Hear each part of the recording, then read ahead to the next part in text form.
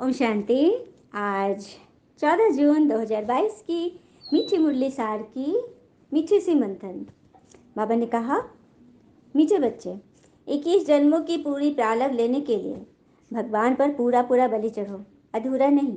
बलि चढ़ना अर्थात बाबा का बन जाना। भक्ति में रस्म है ना बलि चढ़ाने की। हाँ, तो हम लोग चढ़ते नहीं हैं, चढ़ाते हैं, क्योंकि भगवान को चाहिए हमारे अभिमान की बलि, अहंकार की बलि। तो हमने तो वो दिया ही नहीं, अपने विकार तो छोड़े ही नहीं। तो क्या कर दिया? बाबा कहते हैं मैं की बलि चढ़ाओ, मैंपन की बलि चढ़ाओ। तो जो जानवर मैं की भाषा बोलते हैं, भैंसा बकरा, तो उनकी बलि चढ़ा दी। अर्थ का अनर्थ कर दिया, इसीलिए तो पाप बढ़ता ही जा रहा है दिनों दिन। तो कौन सी बलि की बाबा कह रहे हैं? पूरा पूरा बलि अर्थात पूरा संपूर्ण समर्पण ईश्वरीय श्रीमत पर। तो श्रीमत मुरली सुनेंगे, उसका मंथन जब तक नहीं करेंगे, मनन नहीं करेंगे, तब तक तो जैसे दही को मथते हैं तो मक्खन निकला, मक्खन के बाद फिर घी निकलता है सबसे कीमती। उसी तरह पानी को मथेंगे तो क्या निकलेगा? कुछ भी नहीं। तो व्यर्थ की बात, इसका उसका, उसने ऐसे बोला वैसे बोला, बीती बात की घटना, भविष्य की चिंता, इसको मथते रहेंगे तो क्या निकलेगा?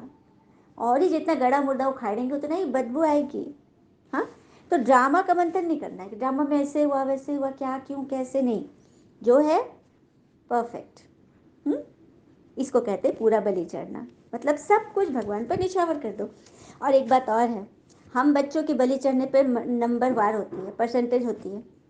भगवान भी हम पे बलि चढ़े हैं ना, हमारे लिए विस्पति दुनिया में, विस्पति शरीर में हम बच्चों को पावन बनाने के लिए टीचर बनकर हमें पढ़ा रहे हैं।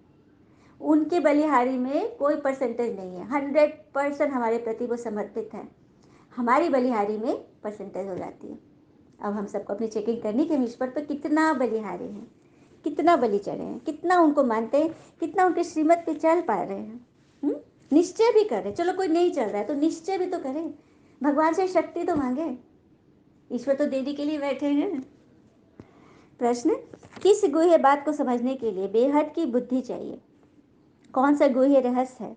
तो ड्रामा का जो बना बनाया खेल है ना, ये सब कल्याणकारी धागे से बंधा हुआ है, डोर से। जो पास हुआ वो ड्रामा। जो भी बात बीती बात, अच्छी बात उसको भी पास करो, बुरी बात को भी पास करो, तो कभी तुम फंसोगे नहीं।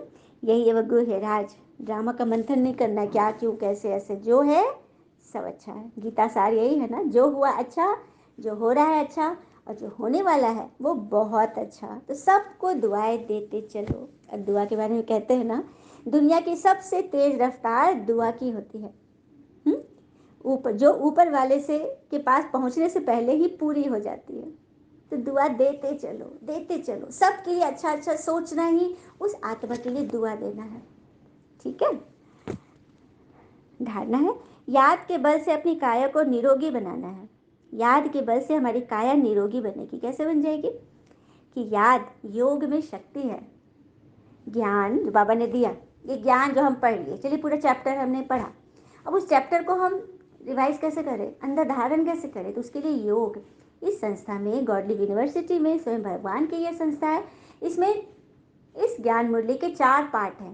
पहला है ज्ञान, बेसिक नॉलेज। दूसरा है योग, मतलब याद। तीसरा है धारणा, धारणा मतलब उसको जीवन में उतारना। और चौथा है सेवा। तो ज्ञान, सब लोग मंथन सुन रहे हैं, ज्ञान सबको पता चल रहा है। और जो कोर्स कर लेंगे, 7 डे कोर्स है सेंटर पे जाकर, कि ये मुरली है क्या चीज़, परमात्मा इसी संस्था में क्यों आते हैं, कैसे आते हैं, क्या करते हैं, हम बच्चों का क्या, आदि में हम क्या थे, क्या बनने वाले, ये सारा रहस्य आपको 7 डे कोर्स में बताया जाएगा। तो अगर आप वो क्लियर कर लिए तो फिर ये मंथन की एक एक बात, और फिर मंथन से कनेक्ट रहना। तो आपने रजिस्टर्ड वहाँ पे अपना दाखिला करा दिया भगवान के कॉलेज में, पाठशाला में, और फिर भगवान निमित्त हो गए आपकी जिम्मेवारी संभालने के लिए, और आपको बस मंथन सुनना है। तो जितना हम ज्ञान धारण किए, फिर योग करेंगे, योग के बल से याद करेंगे ना, परमात्मा को याद करने की विधि, उससे हमारी काया निरोगी हो जाएगी। ये काया में कितनी चित्तियाँ लगी हुई ना, पुरानी जुत्ती, बाबा बोलता है ना, जड़ जड़ी भूत अवस्था, ये खंडहर हो गई है। तो इसको याद के बल से फिर से महल बनाओ। और ये हम बच्चों के अनुभव है कि ज्ञान में आने के पहले कहते हैं ना, मन में गांठ तो तन में गांठ, तन में रोग शोक, सारे रोग शोक दूर होते चले गए। तो निरोगी काया यही से बनती है। तो भगवान पे पूरा पूरा बलिहार जाना है। बुद्धि योग और संग तोड़, विकारी संग तोड़। विकार में जाने वाली जो हमारी आदत बन गई थी, नेचुरल नेचर बन गया था ना, इसका उसका करना, दर्द में जाना, चिंता करना और अपने आप को बहुत कमज़ोर समझना, ये सब क्या है? हमारे विकार हैं जो लेने के लिए भगवान आ गए। तो देना है ना बाबा को, भगवान को देना है ना। और ईश्वर किस तरह से हमारी मदद करते हैं, जब हम उनकी याद में होंगे ना। हमारे बलिहारी में भी कोई परसेंटेज नहीं होनी चाहिए, 100% बलिहारी। भगवान के नियम पर बस चलना ही चलना, नहीं चल रहा है तो फिर कोशिश, हिम्मत, शक्ति तो लेते ही रहनी है। ठीक है, कैसे मदद करते हैं उनकी, हमारी आस्था कैसे पूरी होती है, ये कथा हमें बता रही है। तो एक बार एक राजा था, बड़ा दयालु था, प्रजापालक अच्छा था, और उसका एक नियम था, रोज 4 बजे वो शिव जी के मंदिर में जरूर जाता था और मंदिर में पूजा अर्चना करके बाहर गेट पर बैठता था, सीढ़ियों पर, बाहर सीढ़ी पर बैठता था। और अब सीढ़ियों पर तो भिखारी भी बैठे रहते, तो हमेशा 2 भिखारी वहाँ बैठे रहते थे। तो राजा के एक दाईं तरफ बैठता था, एक बाईं तरफ बैठता था। ठीक है, राजा वहाँ पे बैठ जाते थे। तो जब दाईं तरफ वाला जो था वो राजा की बड़ाई करता था कि राजा आप कितने प्रजापालक हैं, आप सब दानवीर हैं, आप सबकी मदद करते हैं, आप कितने अच्छे हैं, आप नहीं होता तो हमारा क्या होता, मतलब इतना बड़ाई राजा का महिमा करता था। और जो बाईं तरफ बैठा था वो ईश्वर की तरफ, मंदिर की तरफ देखकर हाथ उठाकर ईश्वर को धन्यवाद करता था कि ईश्वर आपने हमें जन्म दिया, आप हमें हमें पाल रहे हो, मतलब ईश्वर की महिमा करता था। रोज दिन राजा ये सुनता था। एक दिन उसने मंत्री से बात की कि ये दोनों भिखारी, दोनों की सोच, एक मेरी तारीफ करता है, एक ईश्वर की तारीफ करता है। तो मंत्री बोला, देखिए राजा, जो आपकी तारीफ करता है आप उसको, उसका भला कीजिए, उसको कुछ दान दीजिए। राजा बोला, अच्छा हाँ ठीक है।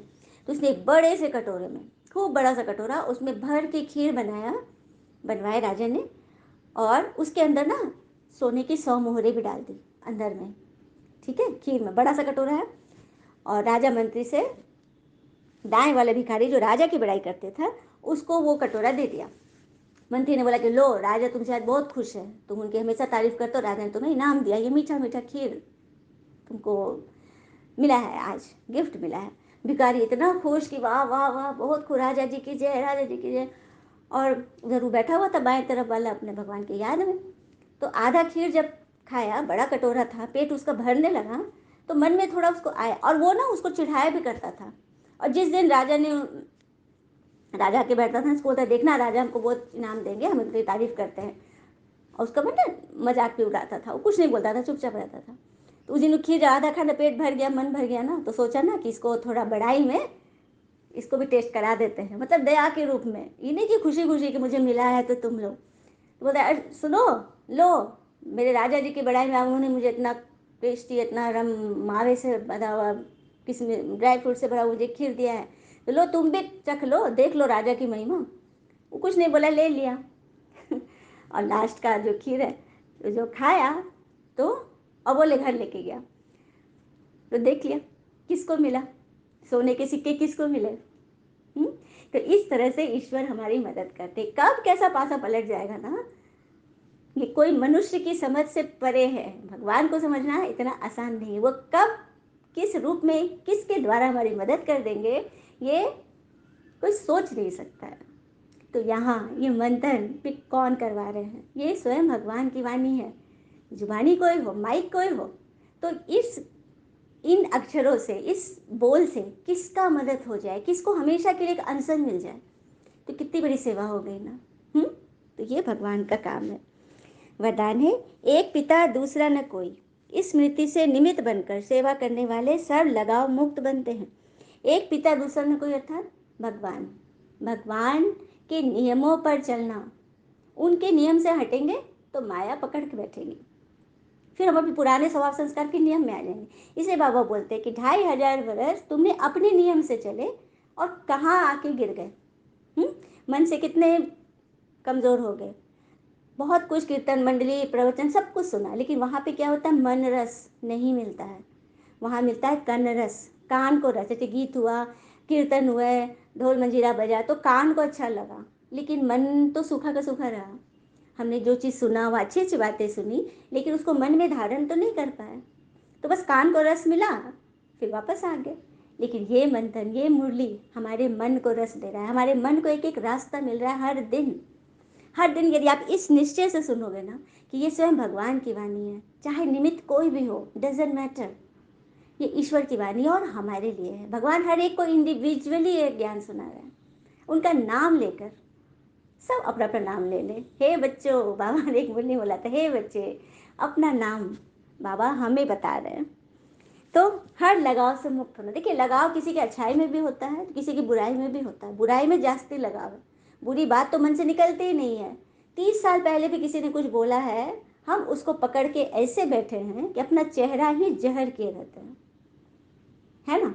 तो वो आत्मा कितनी शक्तिशाली है, कितनी शक्तिशाली है कि वो 30 साल पहले का बोला हुआ बोल मेरे मन में पत्थर की लकीर की तरह चिपक गया।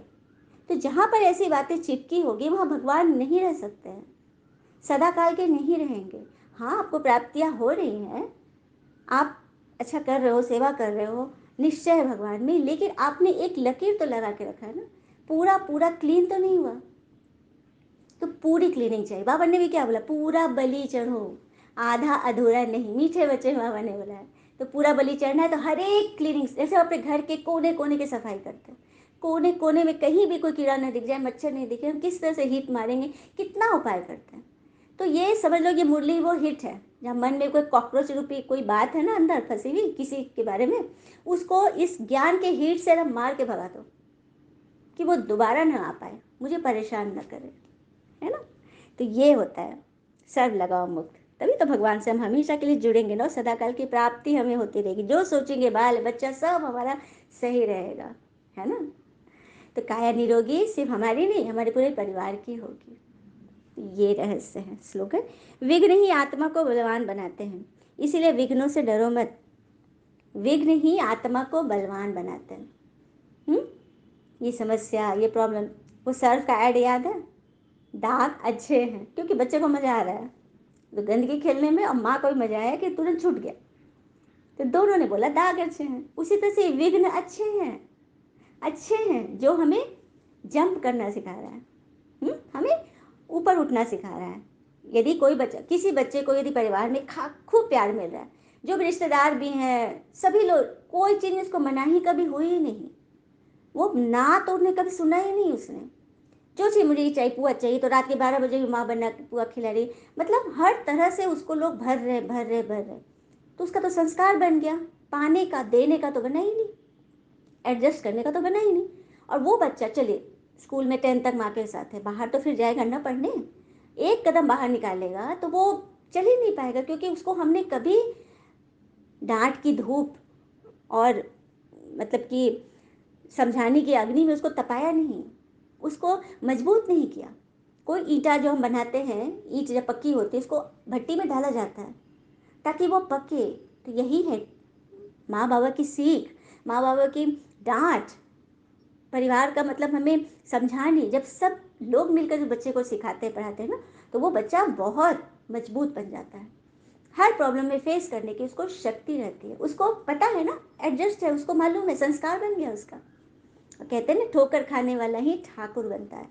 तो जितनी प्रॉब्लम आ रही है हम उतना बलवान बन रहे हैं। तो इससे डरना नहीं है कि विघ्न आ रहा है, आ रहे तो आने दो, हमारा बोया हुआ बीज है, आ रहा है, जाने के लिए आ रहा है, जाने के लिए आ रहा है, जल्दी जल्दी चुकता हो जाए। जैसे हम किसी से उधारी लिए हैं, हमारे पास पैसे आए, हमने उसे चुका दिया, कितनी खुशी होती है ना, अंदर से लगेगा अरे वाह इस आदमी का तो हमने चुका दिया। लेकिन हमने ऐसे नहीं, हमने कितनों आत्माओं के हिसाब किताब चढ़ाए हुए हैं। तो एक एक करके शुभ भावना रख के हिसाब चुकाते जाओ, कोई लकीर मन में मत रखो, कोई दाग नहीं रहना चाहिए, ठीक है। सब भगवान को सौंप दो और निश्चिंत हो जाओ। ओम शांति। शुक्र मीठे बाबा, वो बाबा के प्यारे प्यारे बच्चे। थैंक यू बाबा, ऑल इज वेल ऑलवेज। ओम शांति।